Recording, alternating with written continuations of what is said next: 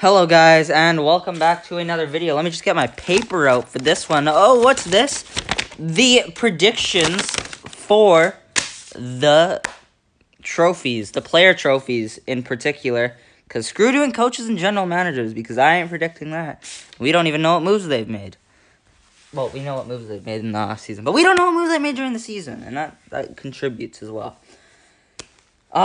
Yeah, you're probably going to be watching hockey gameplay. I don't know how this works, really. I just don't want to edit that much time. I want to record this, be recording this over the span of the next 5 days. These 2 videos will be coming out, and I would expect me ranting about the Oilers soon, something I've been wanting to do, because Ken Holland.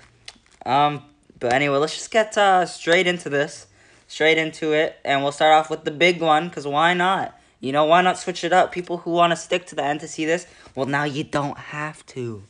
Because I'm doing the Hart Trophy first. Actually, the Hart Trophy is big to me. So I picked my top 5 for each of these categories. So in 5th for the Hart, I have Nikita Kucherov. I expect him to bounce back this season. Well, I mean, he can't really not bounce back, right? I mean, he didn't play last year. But I expect him to do very good. I could see him higher on this list for sure. I actually have 2 people on Tampa Bay on this list. And you will see the other one coming up here soon. I think you already know who it is. But yeah, Kucherov in 5th. Very, very good player. Best forward on the Tampa Bay Lightning, in my opinion, 100%. And it's not close for me either. Number 4, Nathan MacKinnon. Nathan MacKinnon, what contributes to this for me as well, because Hart Trophies usually get a lot of points as well. Like the Art Ross. You'll see the Art Ross winner get the Hart a lot of the time as well. But MacKinnon, he has a very good line mates. He has Landeskog and Rantanen. And he's definitely the leader of the 3. Very good player, captain of his team. I think he was going to be up there. But now for my finalists for the Hart. My finalists for the Hart, in number 3, I have Andrei Vasilevsky. Number 2, I have Artemi Panarin. Number 1, come on, guys. I had to do it. I had to go with Connor McDavid. You can't not go with Connor McDavid for the Hart. And if he's in 2nd, fair enough. But anything below 2nd is not acceptable. Because he's Connor McDavid. I don't care how good or bad you think he is. He's Connor McDavid. Alright? Andrei Vasilevsky, number 3. He's put up insane numbers the last few years. Yeah, he's on the best team in the league. I don't care when you're putting up nearly a 930 or a 930 up in your season. And I think he has a bigger chance of winning the Hart than Kucherov. Oh, that's kind of bold, Jonah. Maybe it is, because the goalies don't win it. But maybe this year that changes. Panarin, he's so good. And I still think, and he gets recognition, and yet I still think he's underrated. Because, man, is he good. And I think this year, playing alongside, I think on Cat Friendly it said Zibanejad and Lafreniere. I think that's what it said. That's just what I saw on Cat Friendly. Maybe that's not what they actually have, but Panarin, very important player to the New York Rangers. I don't see them making it if Panarin's not playing well, just like I don't see any other team making it. But then number 1, McDavid. Come on, he's the standout on his team. I mean, Draisaitl is as well, but McDavid is McDavid. He's McDavid, and he scores a lot of points. Do I need to say anything more? He's Connor McDavid. All right, moving on to the Norris Trophy. Now, I have a few honorable mentions for this one. I have a few honorable mentions for other one as well. But for the honorable mentions for this one, I have Chychrun. Chychrun's on a team that's not good enough for him to get the Norris Trophy. Charlie McAvoy. I think he's good, just not good enough. And Ekblad, who definitely could win it. I have 5 other defensemen here. So, at number 5, what maybe you would have put one of the other defensemen ahead. I have Shea Theodore from Vegas. Puts up a lot of points, and that's what you need. Let's be honest. You got to put up a lot of points. It don't matter how good you are defensively as a defenseman. You got to put up points to win the Norris. And Shea Theodore does that, and he's been getting better. He's still young enough, like 26. He definitely could win it this year. Number 4, I have Dougie Hamilton. He was the lead power play everything defenseman, I believe, on Carolina. And I feel like he'll only get more opportunity in Devils and New Jersey, which is weird to say because he had a lot of opportunity in Carolina, but he is the best defenseman on New Jersey, and there's no question about it. He will be running the power play there. He'll be doing all that stuff, and I just definitely, I could see him being that best defenseman for sure.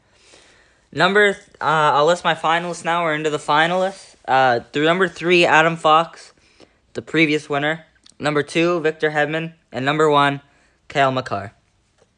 You're noticing that a lot of these votes are pretty generic, right? Yeah, right. Okay, you're noticing. Yeah, don't expect it to change. Adam Fox is a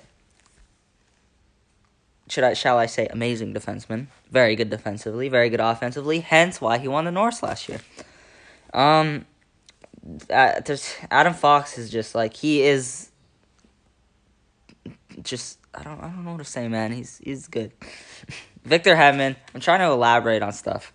Victor Hedman, also good. He's won the Norris 2 times now. I think he won it twice now. Maybe only once. I might be mistaken. But he definitely, people thought he should have won it this year.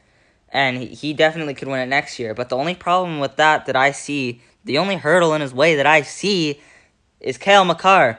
Cale Makar's at the top. And I don't see nothing in his way because he's Cale Makar. He's on a power play with the best team in the league. I think Tampa Bay isn't the best regular season. Definitely in the playoffs because they've won 2 cups in a row. But with the team that I see being the best in the league this next season, he'll be on a power play with McKinnon, Rantanen, and all those guys. And he's just going to get a lot of points. He always has. He won a point per game last year. He definitely probably would have won the Norris if he actually played last year, interestingly enough. Moving on to the Vezina Trophy, honorable mention to Yusei Saros. Once again, my problem with him winning it is usually people who win this have winning teams, and I just don't think Nashville's going to win. And I do like Saros. I really like him. But number 5 and 4, my people just outside the finalists, have Philip Grubauer and Igor Shesterkin. Philip Grubauer, he's going to need to play good for Seattle to make it, especially with that lack of forward star power that they have. They're going to need good defense and goaltending. So if Grubauer plays good, he's definitely going to stand out. And then you got Shesterkin, who I believe is one. I think he's underrated. At least I don't hear nobody talking about him down here in Canada, but that just might have been because we weren't playing against any American team last year. But man, I think Shesterkin, he had a little bit of a rough start last season, but then he really got it going, played really good, and I could see his numbers being really good this next season. Hence why I have him 4th. But for my finalists are usually on teams that you think will make the playoffs 100%. Number 3, former Vezina winner, Connor Hellebuyck. Number 2, Varlamov. And number 1, who other than Andrei Vasilevsky. Remember, I told you I was going to have a generic answer, alright? So don't be shocked right now. Because Hellebuyck is a very good goalie, and they have better defense now. I feel like Hellebuyck can just put up okay numbers and they'll do good. But Hellebuyck is not just an okay goalie. He is a very good goalie, and I expect him to put up very good numbers. Varlamov, he wasn't even finalist last year. I look at his numbers, I'm like, damn, those are some good numbers. But no recognition for Varlamov. Sorokin's good as well, but Varlamov is better, and he's just really been great ever since he went to the Islanders. That goalie coaching there is very good, and Varlamov is very good. And number 1, like I said, Vasilevsky. What about Vasilevsky? He's do I need to say much? It's like Connor McDavid sort of, but he's like the Connor McDavid of goalies right now. You know what I'm saying? He's just that good. Moving on to the Selke. Now, I have no honorable mentions for the Selke. The Selke was difficult, but it also wasn't really. Let's be honest, the Selke goes to the same person multiple times. So really what I did is I'm like, who's won the Selke before? because they're going to win it again. So I don't have any honorable mentions. This is I'll just list them off quickly. 5 and 4, Kopitar Bergeron. You might think I have Bergeron a little low in my head. I'm like, yeah, he's old. And yeah, I know he'll get recognition, but he's getting older, and maybe his defensive game starts to slip a little bit. 5th, I said Kopitar. 3rd, I have Danault. I know he doesn't score a lot, but I feel like in the playoffs this season, Philip Danault got a lot of recognition for his amazing defensive play. And I think that he will continue to be very good defensively. Whether or not he puts up offensive numbers, now that he's been recognized for being great defensively, he will be recognized this season for being great defensively. And then number 2 and 1. Number 2, I have the guy who just won it this year, Barkov. And number 1, I have Mark Stone. Really what I did here is I'm like, Barkov won it last year? All right, here you go, number 2. Stone, I know you're very good defensively. You've won it before. All right, go 1. Because I know Stone scores a lot of points. I know Barkov scores a lot of points. And yes, you usually do have to score a lot of points for the Selke. And Sucky's a defensive forward award, and he still has to score a lot of points. But I have Denault here at third because I don't think he will score a lot of points. But he's definitely going to get recognized for his amazing defensive play this season. Moving on to one that you guys probably actually were looking forward to more than others is the Calder Trophy, because there's a lot of talk about the Calder race. Who's going to win the Calder race? Well, let me tell you how I see it. Starting with 8th, Shane Pinto, 8. I do have 8 on this one. Number 7, Alexander Newhook. Number 6, Jamie Drysdale. Number 5, Moritz Seider. And we'll start off with those 4. So those are my bottom 4. Shane Pinto showed that he could definitely compete at the level. He put up some good numbers. Same with Newhook. Both of them had good numbers in other leagues as well. Jamie Drysdale, he played good in his first season. He only played 24 games, but he also did good in the AHL. I expect him to get better. Moritz Seider, many people say best defenseman outside of the NHL. The problem with defensemen I have is that they don't get points, and usually, just like every other trophy, literally every other trophy other than a goalie trophy, you have to get points. Quite a bit of them. And then number 4, I have Boldy. Number 3, I have Spencer Knight. I feel like Boldy goes underrated. I haven't seen his name on many lists, but I look at his numbers, I'm like, these are really good. And I know he hasn't played in the NHL much, or at all, actually, maybe. I definitely could see him sneaking into, because I think he's a center, and I'm like, who's our second-line center? Victor Rask. Well, Victor Rask ain't no top 6 center, and Boldy could easily get a shot playing with Kaprizov, right? Boldy is definitely an underrated candidate, in my opinion. I'll have at 4. Number 3, I have a goalie, Spencer Knight. He's playing on a very good team in the Florida Panthers. A good forward, good defense, and Spencer Knight is a good young goalie. In my head, everything's calculating, saying this guy is going to be good. This guy's got to be good. And then let's be honest. Come on. Caulfield, Zegras, those are the top 2. Which order do I have them in? Now, listen, they're very close.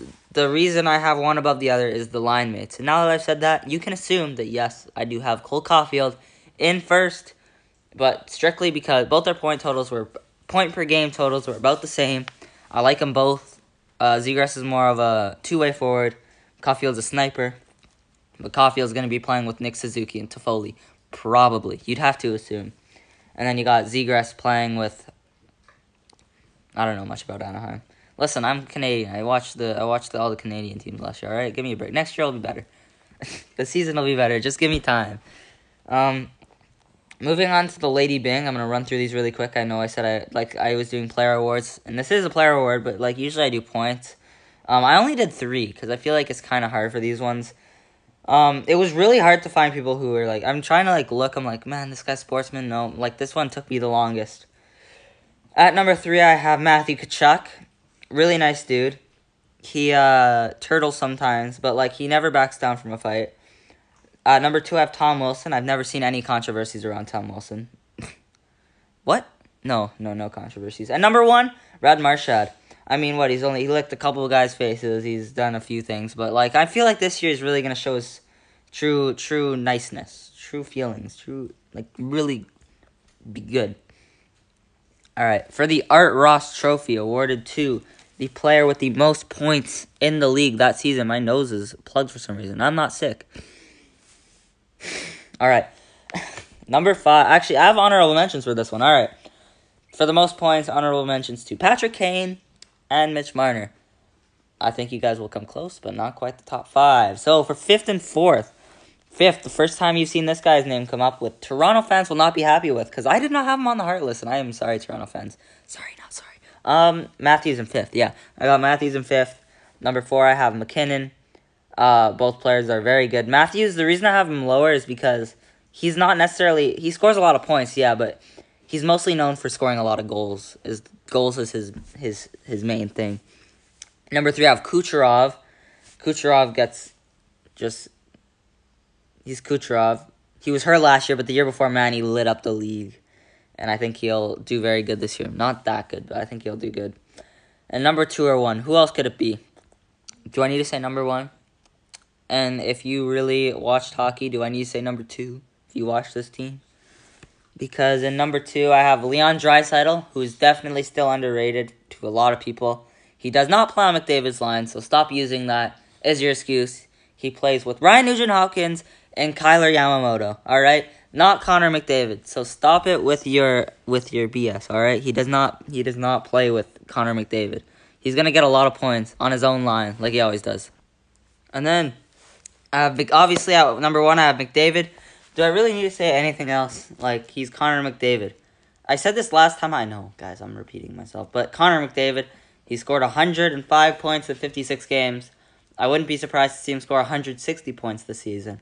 I really would not. Would anybody be surprised to see McDavid score 160 points?